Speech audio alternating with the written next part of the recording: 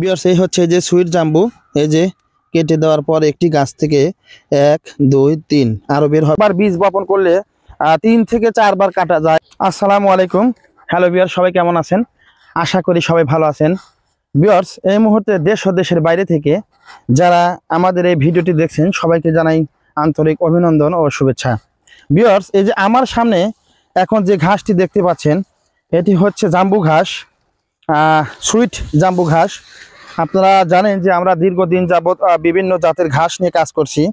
তো এটা হচ্ছে আমাদের জমিতে আমরা পরীক্ষা করেছি, অলরেডি কাটা শুরু হয়ে গেছে। এই ঘাসটির বয়স আজ 48 থেকে 49 দিন। তো যেহেতু শীতকালে ঘাসের গ্রোথ একটু কম থাকে, সেই হিসেবে ঘাসটি এখন 4 ফিট উচ্চতা হয়েছে। গরমকালে ঘাসটি 7 ফিট উচ্চতা, 8 ফিট পর্যন্ত উচ্চতা হয়।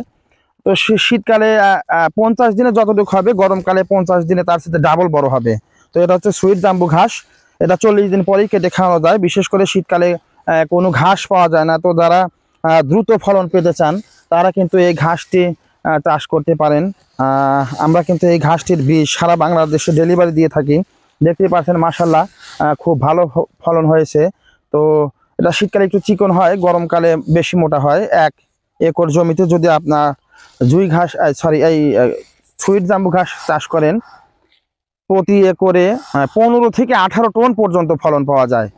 একবার কাটলে 15 থেকে 18 টন পর্যন্ত এই ঘাসের ফলন পাওয়া যায়। এই ঘাসে প্রোটিন রয়েছে 12 থেকে 14%, এটাই সঠিক।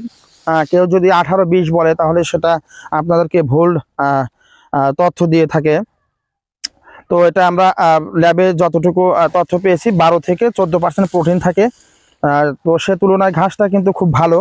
আর এই ঘাসটাতে কোনো পার্শ্ব প্রক্রিয়া নেই। যেমন কিছুদিন আগে একটি ঘাস ছিল গ্যামা ঘাস নামে, যেটা 40 দিনের আগে খাওয়ালে গরু বিষক্রিয়া হয়ে গরু মারা যেত। কিন্তু এই ঘাসটা কিন্তু তা নয়।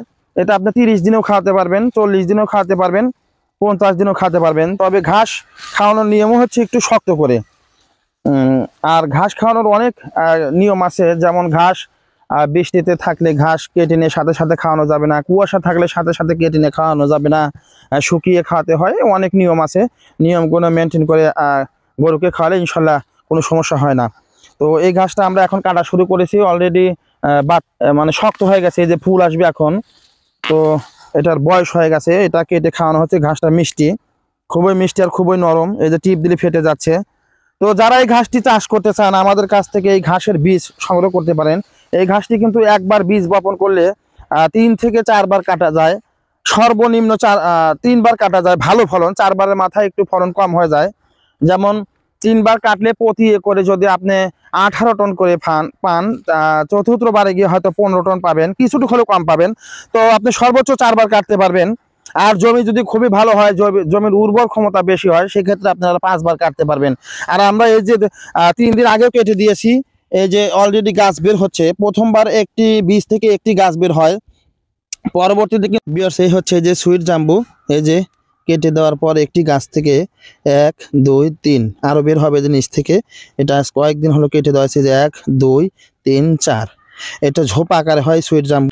কিন্তু দ্বিতীয়বারে কিন্তু এই ঘাসগুলো ঝোপা আকারে হবে, আরো বের হবে, 7 দিন পর আরো বের হবে ইনশাল্লাহ। অবশ্যই আপনাদেরকে আমরা দেখাবো। তো যারা এই ঘাসটি চাষ করতে চান আমাদের কাছ থেকে বীজ সংগ্রহ করতে পারেন। আমরা সারা বাংলাদেশে কুরিয়ার সার্ভিসের মাধ্যমে এই ঘাসের বীজ ক্যাশ ও কন্ডিশনে ডেলিভারি দিচ্ছি। তো আরো বিস্তারিত জানতে আমাদের চ্যানেলটি সাবস্ক্রাইব করে আমাদের পাশেই থাকুন। ধন্যবাদ সবাইকে, আসসালামু আলাইকুম।